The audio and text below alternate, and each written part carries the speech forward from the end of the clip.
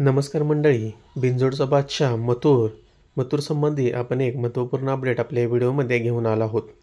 पण त्याआधी तुम्ही जर आपल्या या यूट्यूब चॅनलवर नवीन असाल तर आपले यूट्यूब चॅनल बैलगाडा शर्यत नादघाटाचा सबस्क्राईब करायला विसरू नका।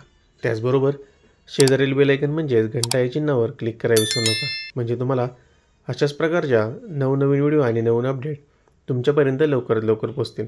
चॅनलला सबस्क्राईब जरूर करा। चला तर आपला व्हिडिओ सुरू करूयात।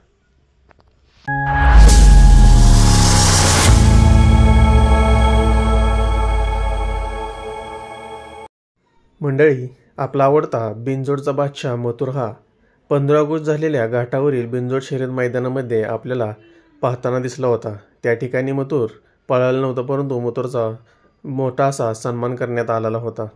त्या मैदानामध्ये शेवट मथुर आपल्याला मैदानामध्ये दिसला होता। त्याच्यानंतर मथुर अजूनपर्यंत कोणत्याही मैदानामध्ये आपल्याला दिसला नाही। त्याच्यामुळे बरेच मथुर प्रेमी किंवा मथुर फॅन हे सारखे मेसेज किंवा फोन करत असतात की मथुरला काय झालं आहे, मथुर मैदानामध्ये कधी येणार आहे याची माहिती घ्या। आणि आपल्याला 2-3 दिवस अशा कमेंट आल्या की असं सांगितलं जातं आहे की मथुरला लंपी झालेला आहे, तर हे खरं आहे का, हे अपडेट घेऊन आम्हाला कळवा। तर त्याबद्दलच आपण एक महत्त्वपूर्ण अपडेट तुम्हाला देणार आहोत। मंडळी, 15 ऑगस्ट नंतर मथुर हा आपला मुंबईमध्ये एका कार्यक्रमासाठी आलेला होता, हे तुम्हाला माहीतच आहे। तेव्हापासून मथुर हा राहुलभाई पाटील यांच्या फार्म हाऊसवरती मुंबईमध्येच आहे। तर मित्रांनो, मथुरला लंपी वगैरे हा असला कोणताही आजार मित्रांनो झालेला नाही आहे, हे प्रेक्षकांनी किंवा मथुर प्रेमीने लक्षात घ्यावं। असं काहीही मथुरला झालेलं नाही आहे।